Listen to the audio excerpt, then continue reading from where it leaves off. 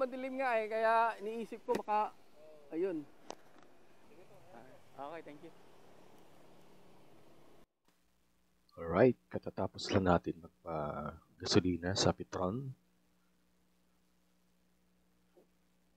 We are now going to Pagsanhan area.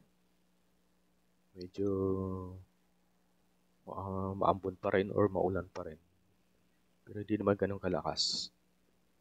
Siguro kanina o madaling araw, malakas ang ulan banda rito kasi basang-basa na yung kalsada. Medyo makulimlim pa rin. Time is 8:36. Dapat maliwanag. Dapat yung ganitong oras. Medyo dahil nga makulimlim yung Laguna.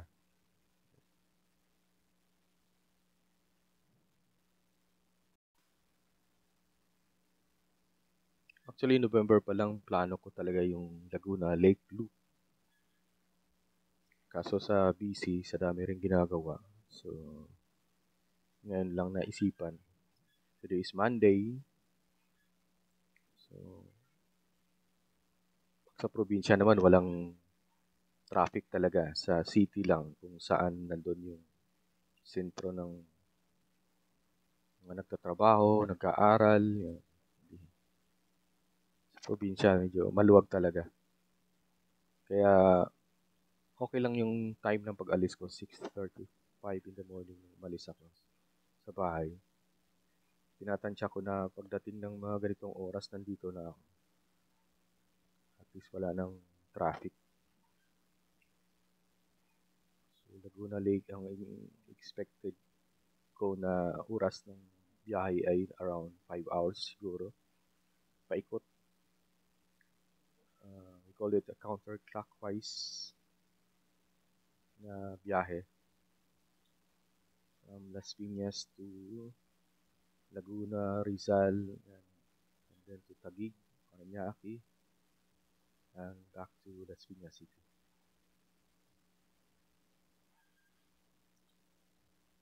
So this time, hindi ako gumagamit ng Google Map or Waze kasi medyo alam ko pa naman yung lugar na to. Before ay nakarating na rin ako dito, nadaanan ko na itong lugar na to before nung namasyal kami sa Pangil, Laguna. Sa Ambon Falls. So, isang magandang pasyalan din ng family, Pangil.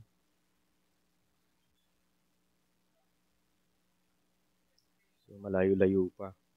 Dadaanan pa natin yung Victoria, Pagsanhan, Paiti, Pakil. Sana huwag umulan ng malakas para at least medyo maganda yung takbo natin. Kaya may dilim na naman. Medyo lumalabo ng konti yung camera ko. Pero okay lang mga ganitong movement ng sasakyan. Okay lang. Hindi siya ganun ka-traffic talaga. So motor naman, madaling sumingit.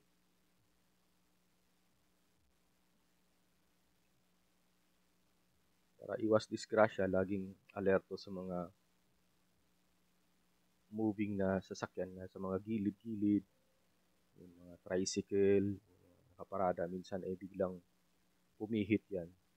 So, alerto lang talaga lagi. Kaya madalas nasasabi ko na kapag tumatakbo or pag nagdadrive, dapat hindi kumakalikot sa cellphone. Hindi katulad ng ginagawa ng iba na kakalikot sa cellphone nila habang tumatakbo, which is very risky.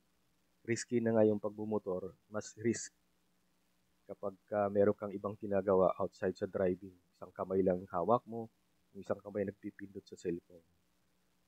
Sana maiwasan yan kung kinakailangang mag-respond sa mga message o tawag, tatabi ka. Tumabi ka muna kasi yun yung madalas ginagawa ko kapag tatabi muna ako. Kasi para make it sure na hindi maabala yung pagdadrive mo. Kasi mahirap yung nagdadrive ka tapos nagpipindot sa cellphone. Kaya malapit talaga yan sa disgrasya. Segundo lang yan. Kunting pagkakamali, nako.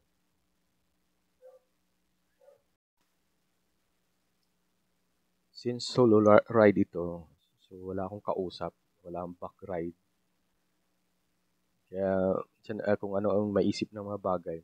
Kung I enjoy riding while looking around, lalo na sa mga puno, green yung paligid, yung mga puno na nadadaanan, nakaka-relax actually. Lalo kapag nakamotor ka, kita mo kasi lahat, di katulad nung naka four wheels ka. So, minsan overlook mo yung ibang area o paligid. Pero kapag nakamotor ka, kita mo lahat.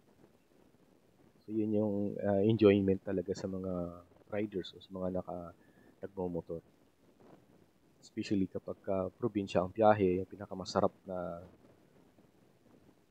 takbo kapag probinsya. Sa city kasi, hindi mo may enjoy ang driving. Kasi puro building, puro bahay, tapos daming sasakyan. Pero kapag province ang biyahe mo or takbo, nakakagandang tanawin.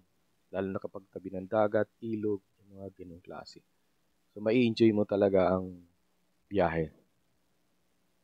Hindi ka mabubore, hindi ka maboring, hindi ka maiinis or maiinip. Huwag lang sa malubak-lubak na daan. Talagang, yun ang nakakainis kapag sobrang lubak ang daan.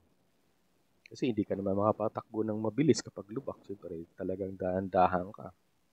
Iwas sa lubak, yung mga ganong klase. So, kapag ganito ang daan, masarap mamasyal, sarap magbiyahe.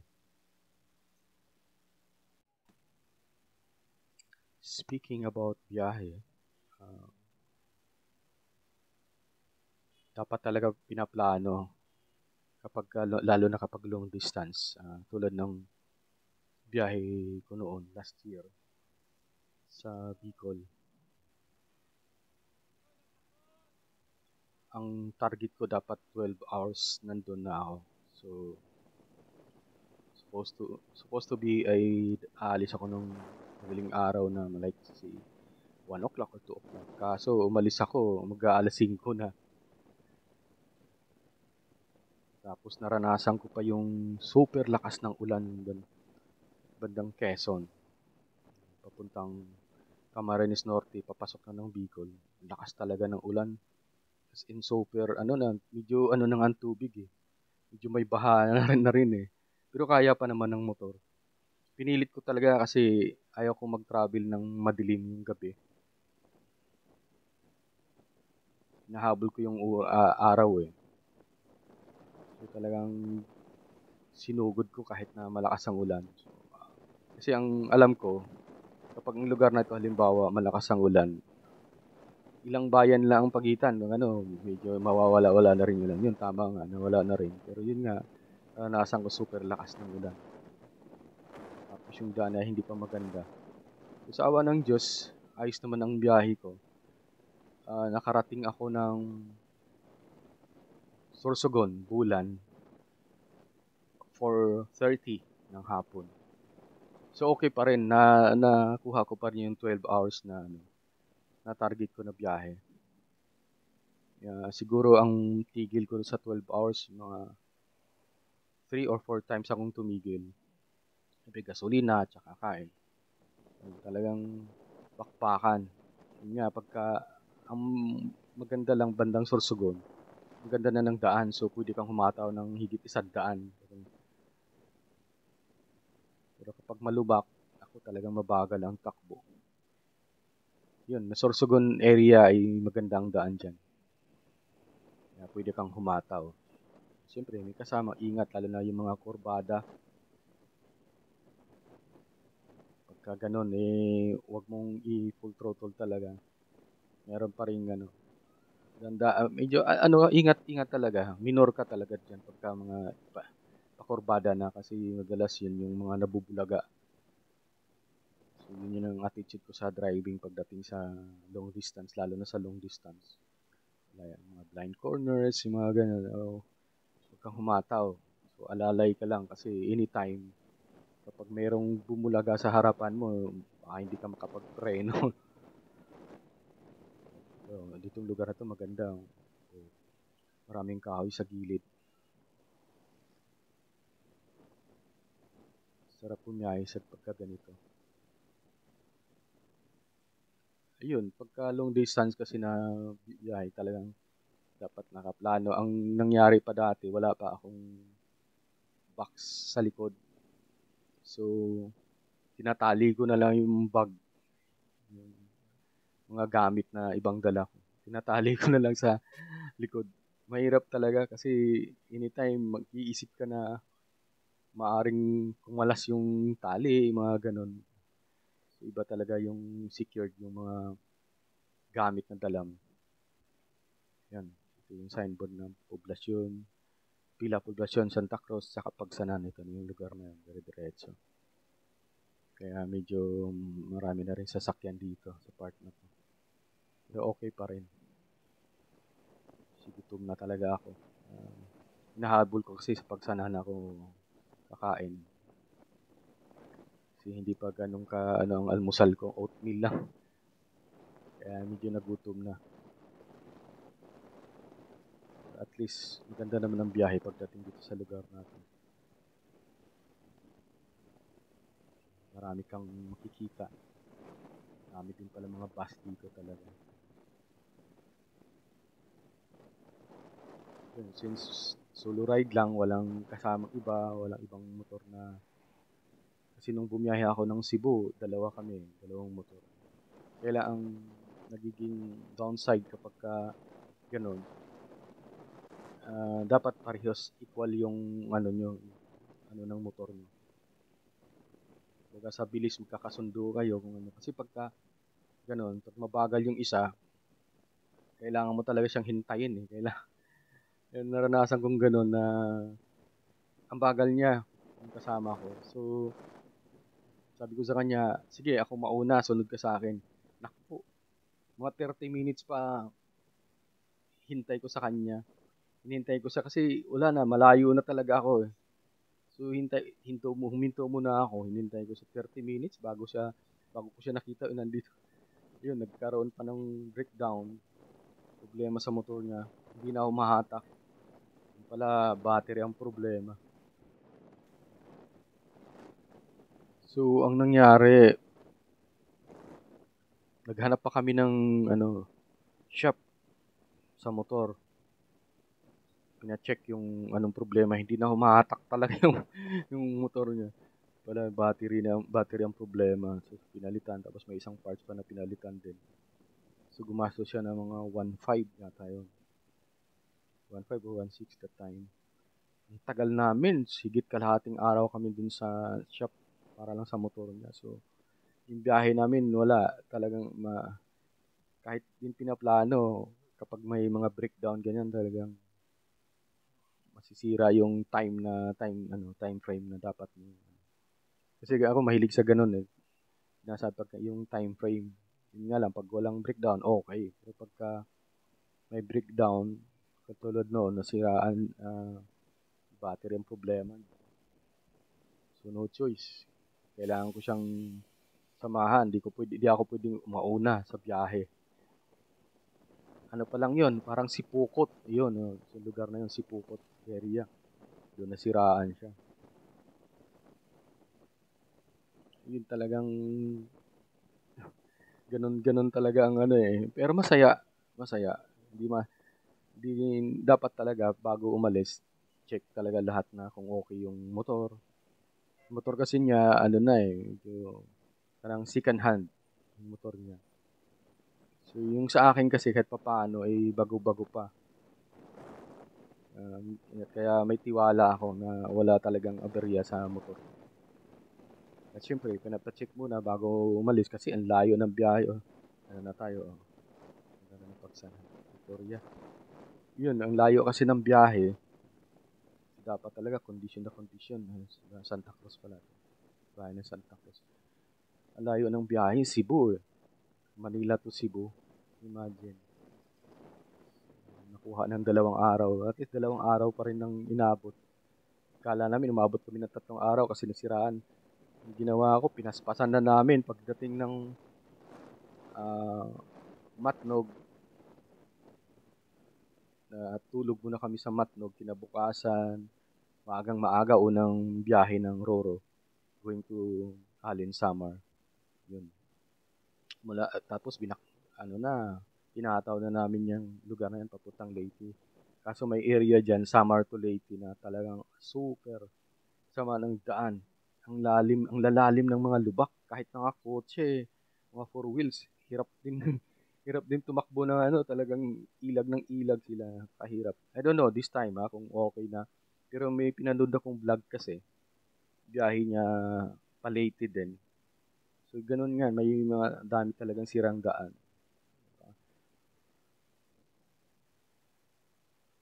Ayun, hanggang inabot kami ng gabi sa Tacloban na. Tacloban. Kinabukasan na kami nakarating ng tumuloy yung batumba ng Ormoc, then Cebu. Sa halip na mag-picture-picture o makuhanan ng camera yung San Juanico Bridge, hindi na namin nakuhanan. Kasi inabot kami ng gabi, mga 7 na yata yun. Nag-decide kami na hindi mo na tumuloy sa Ormoc, so nagstay muna ng Tacloban. Kinabukasan na, maagang-maaga yun. Tumakbo na kami pa Ormoc. Actually, mga accommodation naman yun sa lugar na dyan. Mura lang. I think nasa 800 o 900. Good for 2 na. Ganun din sa Matnog. Meron. Nakala namin kasi umabot kami ng sabing gabi na, mga pasado alas 10 na sa Matnog. Dumating kami. So, nag-isip kami kung saan matulog. Naghanap kami ng kasi bandang lugar na to. Papuntang Sorsogon, galing Legazpi. Nag-isip na kami na maghanap ng place para matulugan. So, nung nag-dinner kami sa isang karinderya, malaki naman yung karinderya, nagtanong-tanong kami. Ayun, pagpapasok nito ng Pagsanhan, malapit-lapit na. Tinuro sa amin yung may bahay na pwedeng rintahan isang gabi. Kaso nung pinasok namin, ay, shocking. Parang hindi kaya. Tapos yung partner ng kasamahan ko na teacher, parang nandidiri doon sa lalo na sa CR, Wala, sabi ko, sige, after natin kumain, takbo na tayo, kahit gagabihin tayo hanggang Matnog, kahit sa pier na tayo, matutulog, kahit nakaupo na lang doon. Parang ganun yung isip ko kung wala mang matulugan. Sabi sa akin, sige. Tuloy na tayo kasi hindi kaya yung accommodation na nakita namin talagang. Mura nga eh. Parang 450 lang yata, wala pang 500. Sakto, Diyos ko po. Di bali na, talagang mahirap. Baka mamaya kung ano-anong gumagapang sa katawan habang, habang natulog ka. Kaya, yun. Pagdating ng Matnog, okay naman. 900 yung room. So, okay na. At least may aircon. Nakapagpa-picture pa nga kami nung That time kasi wala akong balak na ipo-post sa YouTube, mga ganon. Kaya puro picture lang ang ginawa namin. Tapos yun, dire-diretso na. Ayan, malapit na yung Jollibee. Tamang-tama, makakain na ako. Kitang-kita ko na yung ng Jollibee. So, after New Year, balak ko rin. Iba palang Jollibee ito. Hindi itong Jollibee na sa Pagsanahan mismo. So, unahan pa. Tatakbo pa sa unahan. Balak kong biyahe din sa bandang Aurora, Quezon, mga Tinggalan, yung pinasabi. Actually, di pa ako nakarating yan. Nakarating ako ng Nueva Ecija, pero hindi motor ang dala, kotse. So, yun nga, balak kong mamasyal din sa Tinggalan, mga sinasabi nila. Yung Benguet. Gusto ko rin makita yung mga pinupuntahan ng mga vloggers, motovloggers. Gusto ko rin na-experience yung kahit na pinapanood ko lang sila. So, at least may idea na rin ako kung mga itinerary yung pinupuntahan nila. Ito nga rin, may napanood ko rin yung Laguna Lake Loop. So, sabi ko, subukan ko nga yung Laguna Lake Loop kung kakayanin ko rin kung gaano katagal ang biyahe. And then yung experience, siyempre, natural along the way.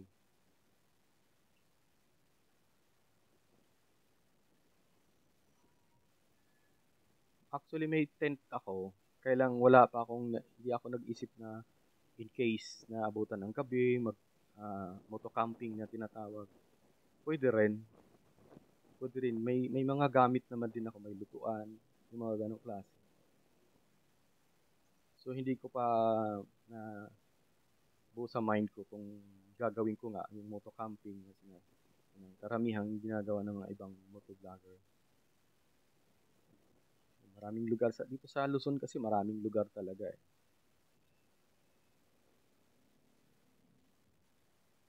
Sa South saka sa North marami kang mapupuntahan. Lalo na yung Laguna. Dito sa Laguna marami ka. Binti, Mahihay. Yan, nakarating na rin ako dati diyan sa Mahihay noon na nakamotor. Pero yun nga, hindi ko na i-record yung mga biyahe ko na yun. Kasi wala akong balak na ano. Basta lang biyahe lang, gano'n, lang record.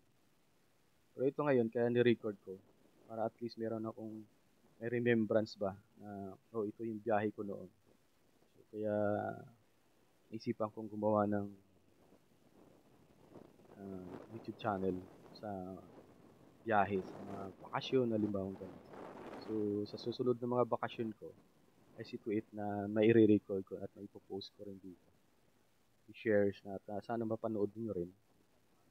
At sana magustuhan nyo yung